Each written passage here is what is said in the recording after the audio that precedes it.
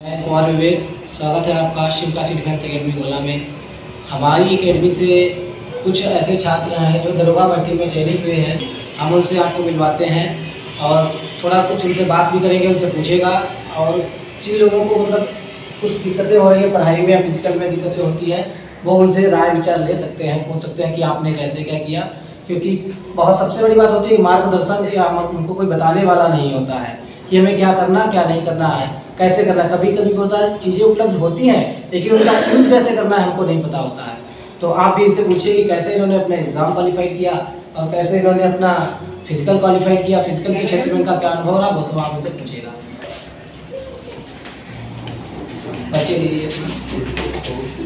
नमस्ते सभी को, मेरा नाम मयंक यादव है। मैंने बीटेक कर रखा है। 2020 में बीटेक करने के बाद में मैंने फॉर्म डाला यूपीएसआई का। उसके बाद में मैं मुखर्जी नगर चला गया तैयारी करने के लिए और 5-6 महीने मैंने तैयारी की थी। और 5-6 महीने में फॉर्म अप्रैल में फॉर्म आया था और नवंबर में एग्ज़ाम हुआ था। तो मैं फरवरी में गया था और फिर एग्ज़ाम देने के लिए आ गया था। फिर जो है वहीं तैयारी की। फिजिकल के क्षेत्र में अपना अनुभव रही, फिजिकल कैसे आपने पास किया? फिजिकल तो मैं इतना अच्छा था नहीं फिजिकल में, तो मैं पहले इलाहाबाद चला गया था। तो वहाँ जो है मैंने सोचा था कि वहीं कर लेंगे जाके, लेकिन वहाँ कुछ हुआ नहीं। फिर मैं जो है चलाया था बोला, तो पापा ने कहा था, पापा मतलब एज अ फ्रेंड थे आपके, तो वो लेके आ गए थे मुझे सर के पास। तो मैं यहाँ चलाया तो सर ने जो एक महीने का या 1.5 महीने का मार्गदर्शन जो दिया था सर के साथ ही हुआ, उसी के साथ मैंने फिजिकल क्वालिफाई किया। बाकी पूछना हो तो पूछ के भाई, पढ़ने वगैरह में दिक्कत आ रही है। किसी को कुछ क्वेश्चन पूछना है कुछ बोल सकते हो। फिजिकल में तो नहीं बता सकते, लेकिन पढ़ने में तो बता सकते। पढ़ाई के बारे में? हाँ, पढ़ाई के बारे में पूछिए। तो पढ़ाई करने मतलब कैसे की पढ़ाई के बारे में ये कि मतलब ये रखो कि हर दिन पढ़ो, 3-4 घंटे बस बहुत है। मतलब जैसे कोचिंग वगैरह कर लो, कोचिंग के बाद में 3-4 घंटे पढ़ लो, वो मतलब ठीक है, उससे हो जाए। और मतलब एक प्रेफर्ड बुक लेके चलो, ये नहीं कि मतलब हर दिन बुक बदलते जा रहे हैं। एक बुक लो, वो 3-4 बार कंप्लीट करो बस। परीक्षा कोई भी हो, अगर फोर्स की तैयारी कर रहे हो तो रिटन और फिजिकल दोनों ही जरूरी होते हैं। ऐसा नहीं कि आपका अगर रिटन मजबूत है तो फिजिकल निकाल लेंगे, वो भी जरूरी है और इधर ये भी जरूरी है। रेस पहले तैयार कर लेंगे फिर पढ़ाई करने जाएंगे, कभी नहीं हो सकता। हालांकि रेस का और लिखित परीक्षा का 36 का आंकड़ा हमेशा रहता है, ठीक। तो इस विचारधारा को मत दिमाग में लेकर कहना है कि पहले रेस फिर पढ़ाई, कभी नहीं हो पाएगा। पहले पढ़ाई करो। अब तो फोर्स में पढ़ाई मांगते भी पहले हैं, क्योंकि उनको पता है फिजिकली तो मेंटेन हम कर लेंगे। तुम आओ तो एक बार पहले पढ़ के आओ, पढ़ा लिखा बंदा होना चाहिए, ठीक है। दरोगा को मान लापरवाही करके भूमिका करते हैं।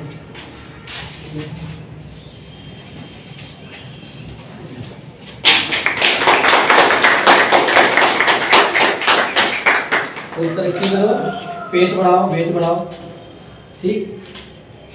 पकड़ो, भगवान सफल करें। अगले कैंडिडेट है हमारे वेद प्रकाश जी, ताली बजा दो। मेरा नाम वेद प्रकाश वर्मा है। मैं सबसे पहले 2017 में हमारी बीएससी कंप्लीट हुई। उसके बाद ये एग्ज़ाम हुआ 2021 में। फिर फिजिकल के लिए मैं काफ़ी वीक था, बट पटेल सर के यहाँ आ गया। पटेल सर ने हमको विवेक सर के लिए बोलने को कहा कि वहाँ जाइए, आपका रनिंग हो जाएगी।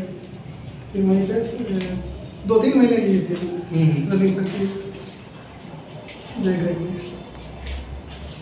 रनिंग के क्षेत्र में इनका ऐसा था कि मॉर्निंग में 5 बजे आते थे, तो कंटिन्यूटी दी, लेकिन 2 राउंड लगाने के बाद स्टार्टिंग में हमसे सब नहीं हो पाए। 19 मिनट में हमारा 2 किलोमीटर हो पाता ये कंडीशन थी। लेकिन क्या है, निरंतरता जो बनी रहती है ना, उसका कहीं ना कहीं फल मिलता है। बराबर से आते रहे, 5 बजे हो चाहे 6 बजे का टाइम लगेगा, उन पर कैंडिडेट उपलब्ध होता था। तो यही सब आप लोगों को बताना है कि जैसे इन्होंने निरंतरता बनाई अपनी है फिजिकल में, वैसे आप भी करते रहिए, पीछे नहीं हटना है, बस कंटिन्यू थोड़ा पढ़ते रहो। और बताइए आप अपने बारे में, फिजिकल के बारे में, अपनी पढ़ाई के बारे में बताइए। ये सर 2 साल मैंने पैरामाउंट कंपटीशन क्लासेस में कोचिंग की है, 18 में, और फिर सर्विस स्टडी स्टार्ट कर दी कोरोना के बाद से। फिर उसके बाद फिजिकल तो नहीं किया, सिर्फ क्लास डिफेंस कर दी, सेल्फ स्टडी ज़्यादा की। कॉन्टीन्यूटी जरूरी है, प्रैक्टिस सेट जितने हो जाएंगे, जितने भी मार्केट में उपलब्ध हों, सारे प्रैक्टिस सेट करनी चाहिए। मैंने 6 प्रैक्टिस सेट सारे के लिए किए थे। 137 स्कोर है हमारा 116 में, और मैंने 153 अटैम्प्ट किए थे, और नॉर्मलाइज्ड स्कोर हमारा 132 है।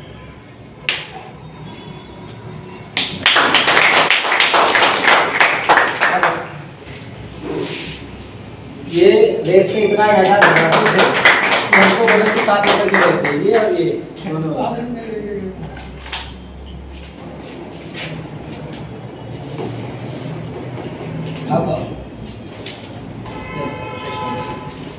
समझ रहे।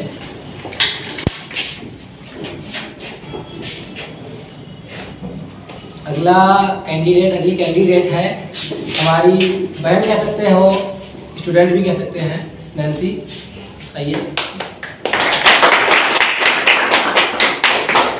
मेरा नाम नैन्सी है।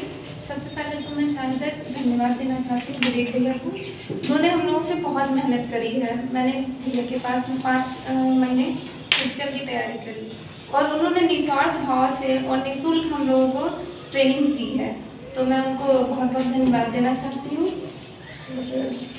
मुझे उनकी एक ही बात, जब मैं रनिंग के लिए गई थी तो मुझे उनकी एक ही बात याद आई कि रेस फिजिकल शरीर से तो होती ही है, लेकिन माइंड से होती है। तो मुझे वही चीज़ ध्यान थी, उसी को ध्यान में रख के मैं रेस निकाल पाई। तो मैं भैया के लिए बहुत ही धन्यवाद देना चाहती हूँ भैया को।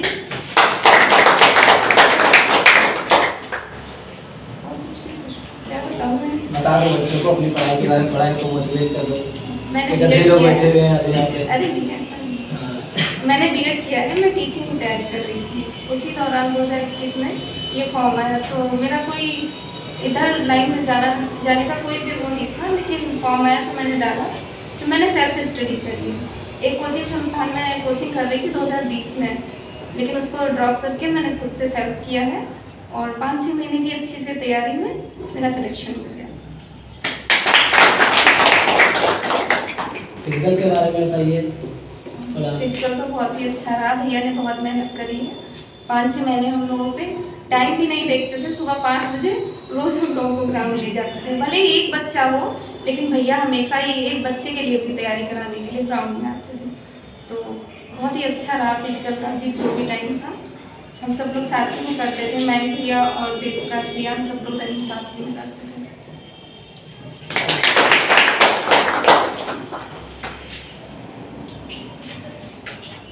आपका तो 10-11 में हो जाए।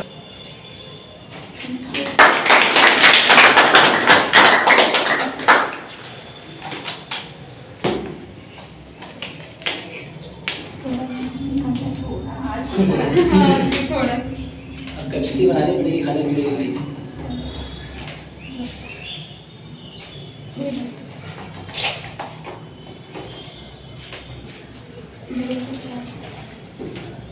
देखा, तुम लोगों ने नहीं खिलाया।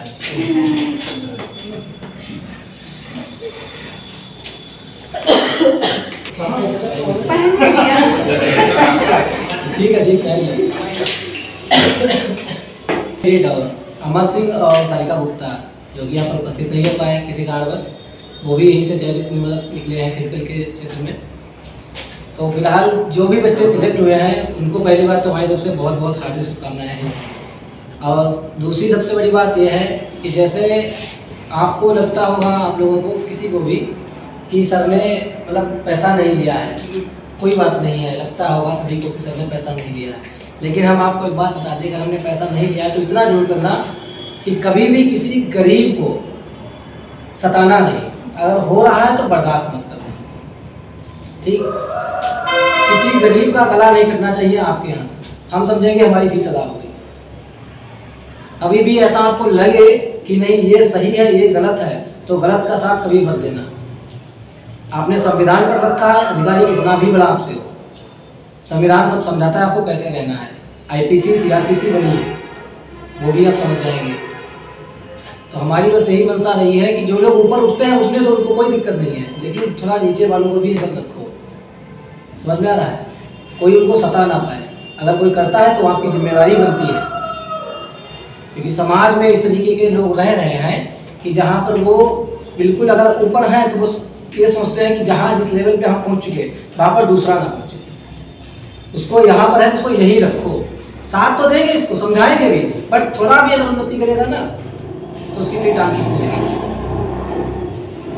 आपका आप जिस थाने में पोस्टिंग होगी आपकी, जो भी आपको क्षेत्र मिलेगा वहाँ पर आपको इस चीज़ को देखना पड़ेगा। अगर कभी भी आपको कोई गरीब या कोई भी आकर के बुला के जाता है कि सर थोड़ा हमारे यहाँ फंक्शन है या कुछ भी है, तो इत्मीनान से जाइएगा, ठीक। क्योंकि हमारे यहाँ पर विवेक उपाध्याय जो है कोतवाल रहे हैं, पूरा गोला उनसे जुड़ा हुआ था, पूरा गोला जुड़ा हुआ था। क्यों? नेचर बहुत अच्छा था उनका। हमें नहीं लगता कि गोला में ऐसा कोई अभी तक कोतवाल आया जिससे जनता इतना हो गई जुड़ी। तो आप लोग भी दरोगा की पोस्ट पे जा रहे हैं, ऐसा माहौल बना कर रखिएगा कि हमको भी सुनने में आए कि उस जिले में अच्छा ऐसा दरोगा है, हम भी जैसे शान से कह सकें कि हमारा स्टूडेंट है, हमारे यहाँ से निकला हुआ है, हम भी जानते हैं। क्योंकि दो टाइप के लोग होते हैं, एक कुख्यात एक विख्यात। डिपेंड आप पर करता है कि आप क्या प्राप्ति करते हैं। आप कुख्यात होंगे विख्यात होंगे, लेकिन विख्यात वाले का नाम अमर रहता है, आप कुख्यात वाले का नहीं। एकेडमी में अभी तक गर्ल्स हो चाहे बॉयज़, किसी से भी हमने कोई पैसा शुल्क नहीं लिया। क्यों नहीं लिया? सिर्फ इसीलिए क्योंकि गर्ल्स में हमने देखा कि काफ़ी गर्ल्स ऐसी थी जो ट्यूशन पढ़ा करके अपनी फीस पे करती थी। वो ट्यूशन पढ़ाती थी और फिर फीस पे करती थी और अपने घर का भी खर्चा चलाती थी। तो मेरी हिम्मत ही नहीं होती थी हम उनसे फीस ले लें। और बच्चे ऐसे थे जो गांव में समझ लीजिए ठेका लेते थे गन्ना वन्ना चुनाई का, तब जाकर के हमको फीस देने की कहते थे। तो कैसे हम उनसे फीस ले सकते थे? तो इसलिए मैंने कहा कि मैं अगर 2 घंटे 3 घंटे मॉर्निंग में ग्राउंड में दे रहा हूँ तो कुछ नहीं जा रहा मेरे पास से। लेकिन कुछ बच्चों ने भी इसको अन्यथा ले लिया था, कुछ लोगों ने आज भी अन्यथा ले रखा। कुछ लोग कहते भी हैं कि इस फैसिलिटी कोई है नहीं तो फीस लेंगे कहाँ से, बट ऐसा नहीं है। हम उनको कोई जवाब ही नहीं देना चाहते हैं।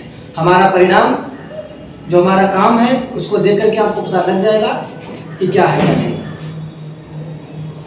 तो इसलिए हम हर बच्चे से और आप लोगों से हमारी आप लोगों से सबसे रिक्वेस्ट यही है कि आपके पास, आपके क्षेत्र में, आपके पास में जो भी ऐसा कोई कैंडिडेट है जो फिजिकल तैयार करना चाहता है या रिटर्न निकल गया फिजिकल में वो डर रहा है, तो उसको बैठने ना दो, एकेडमी भेजो। अगर वो पैसे के लिए कह रहा है तो कुछ भूल जाए, यहाँ आए तैयारी करें, हम उसको निकालेंगे।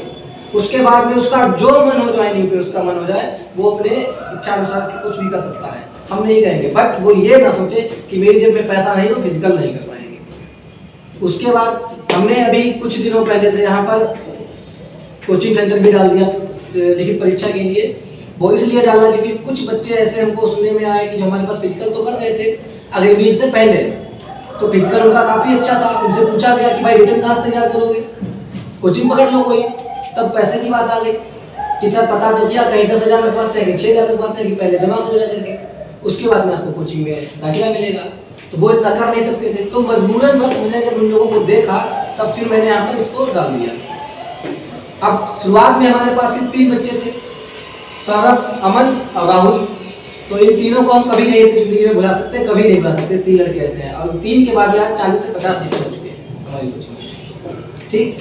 तो वो ऐसे बच्चे हैं, किसी जैसे गुरु प्रसाद है, चाट का ठेला लगाते हैं, हमारा राहुल है फल का ठेला लगाता है, अमन है वो क्या नाम बतासे वगैरह बेचते हैं। तो इस टाइप के बच्चे, हमको कहने कोई संकोच नहीं है, काम करते हैं, चोरी तो नहीं करते ना। तो ऐसे बच्चों के साथ अगर हम मान लीजिए अभी कहें कि आकर के 15,000 यहाँ पर रखो, 10,000 रखो, इतनी उनकी अगर तथा होती तो वो ऐसा काम कर रहे होते। एक बात अगर समाज में कुछ माइंड, काफ़ी लोग गरीब नहीं हैं, वो दिमाग से गरीब होते हैं, वो आगे बढ़ना नहीं चाहते हैं। उनको अगर आप सही राय दोगे तो वो ये सोचने लगते हैं कि इनका क्या हित है। जैसे बहुत लोगों के सामने कहते हैं कि फीस नहीं लेते, तो वो तुरंत घूम के बैठ जाता है, ऐसा कैसे हो सकता है, फीस नहीं लेते, कुछ तो इनका स्वार्थ होगा। लेकिन मेरा कोई स्वार्थ नहीं है, हम सिर्फ इतना जानते हैं कि आज आप लोगों के बीच में है, अगर कल जाएं तो हमारे जनाजे के पीछे तादाद काफ़ी होनी चाहिए। लोग देखें तो कहें कि हाँ कोई उठा है यहाँ से। समझ में आया?